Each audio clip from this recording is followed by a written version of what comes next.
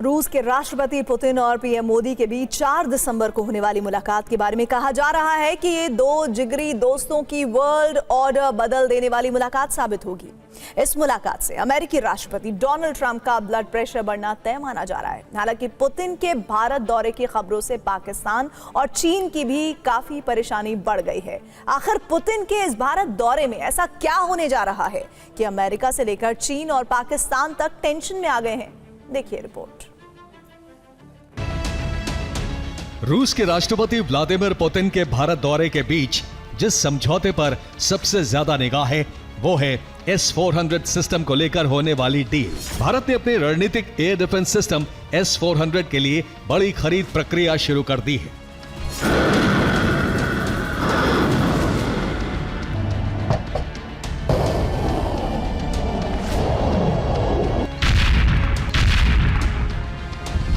सूत्रों से मिली जानकारी के मुताबिक भारत 5 अतिरिक्त S-400 मिसाइल सिस्टम की खरीद कर सकता है।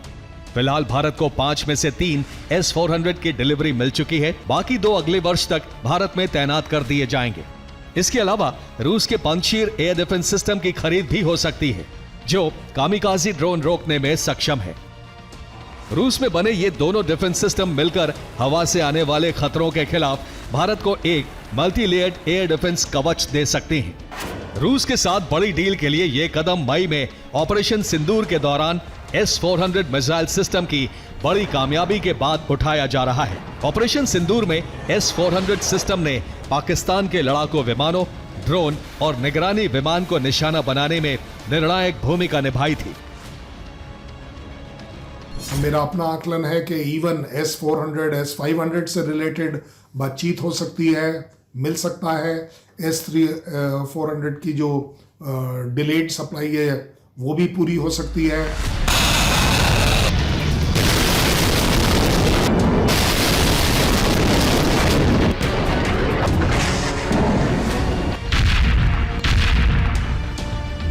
संभावित मिसाइल खरीद भारत की व्यापक एयर डिफेंस रणनीति का हिस्सा है, जिसका उद्देश्य किसी भी क्षेत्रीय तनाव या हवाई खतरे के बीच देश की संपूर्ण सुरक्षा को मजबूत बनाए रखना है।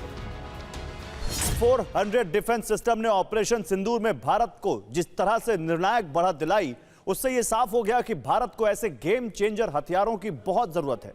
पुतिन और पीएम मोदी के बीच होने वाली मीटिंग के दौरान S-400 के अलावा S-500 एयर डिफेंस सिस्टम को लेकर भी बातचीत हो सकती है।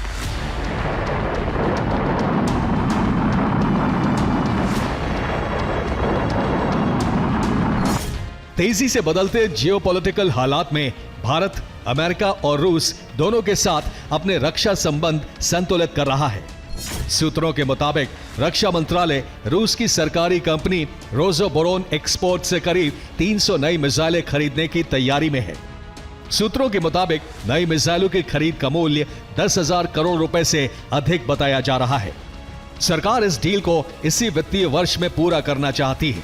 इसके लिए कॉस्ट नेगोशिएशन कमेटी यानी CNC और कैबिनेट कमेटी ऑन सिक्योरिटी यानी CCS से अंतिम मंजूरी मिलना बाकी है। उम्मीद की जा रही है कि पुतिन के भारत दौरे के समय ब्रह्मोस मिसाइल की तकनीक को लेकर भी कोई ऐलान हो सकता है।